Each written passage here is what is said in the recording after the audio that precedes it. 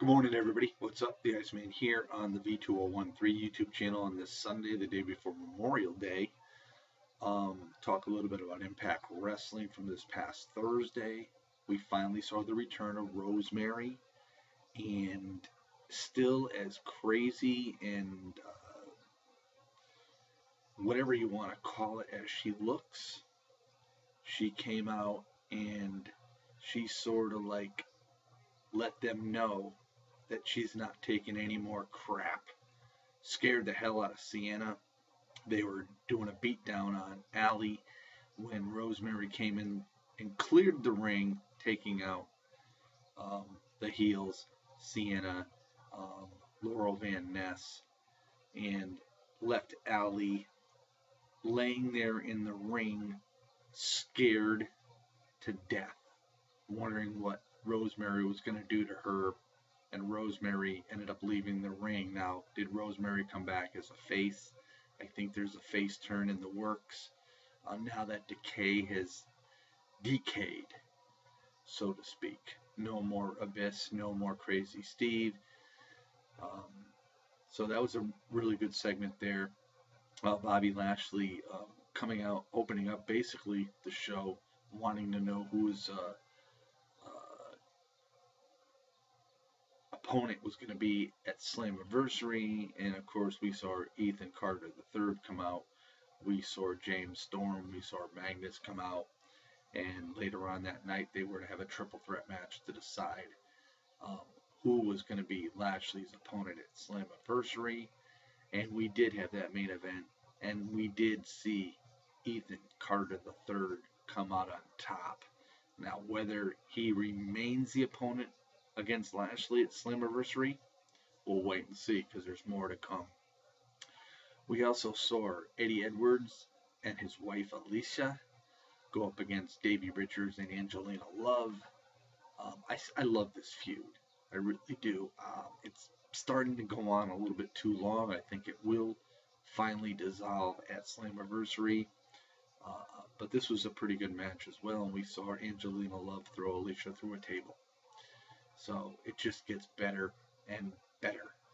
And then, of course, the Josh Matthews, Jeremy Borash confrontation has gone on far too long. We thought it was over when Josh Matthews' team lost a few weeks or so back. But then they rekindled this feud when Matthews returned. So JB has teamed up with his so-called AKA lawyer Joseph Park, as we all know, is Abyss, getting him reinstated, continuing this feud, making so Josh Matthews had to come up with a teammate to face JB and Joseph Parks at Slammiversary, and that partner arrived this past Thursday on Impact Wrestling in the name of the former great Scott Steiner. Now, one would say Impact is somewhat like an old WCW bringing back older stars. But for me, it's different. I haven't seen Scott Steiner in many years. So for him to come back is okay. I'm not a big Scott Steiner fan, to say the least. But to see him come out was sort of cool. So this should also end at Slammiversary as well, this feud. So, yeah, we saw a lot of good stuff. We really did. I thought Impact Wrestling was interesting. It was fun. It's been different. Um, and I like what I'm seeing. I mean, I watch it from week to week, not knowing what's going to happen. I don't read the spoilers, as you all know. And something different happens all the time. So, looking forward to that. So, I can't wait for next week to see what they're going to have. And I think mainly Impact Wrestling for me is because I only see it once a week. And is it predictable? No. If you read the spoilers, obviously it is. But if you don't read spoilers, you go in there each week not knowing what's going to happen. I had no clue Rosemary was coming back. Um, and when she did, I had no clue she was starting that face turn.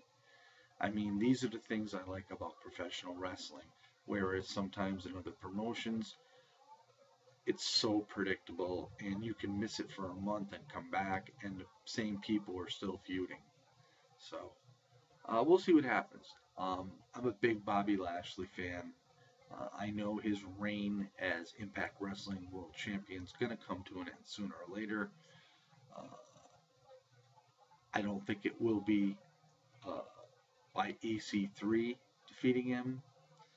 I think there's things that are going to happen in between now and Slammiversary because I honestly believe that Alberto El Patron will end up facing Lashley at Slammiversary. You know, like I said, I don't read spoilers, so that's my prediction.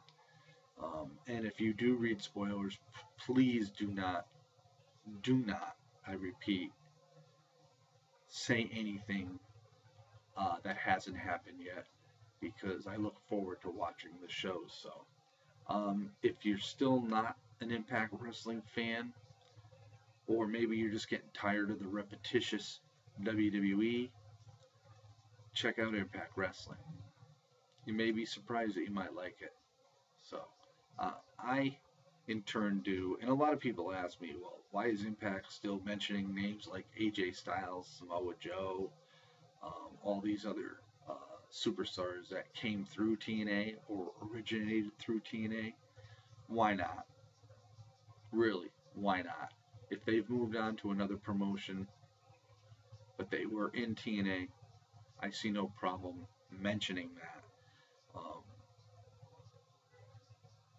they were they were a part of TNA. It's history. It's fact. So I see no issues with it. And I like the flashback opening, uh, into Impact Wrestling where they go back and they show all these stars that used to be with them, even though they're not now. I think it just goes and lets a new fan know who they once had at one time. And, it's TNA was a big promotion at one point.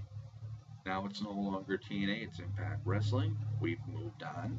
But still, the guys that were in the past that were with TNA, Impact Wrestling, still were a part of history of Impact Wrestling. So there you have it in a nutshell. This is the Iceman.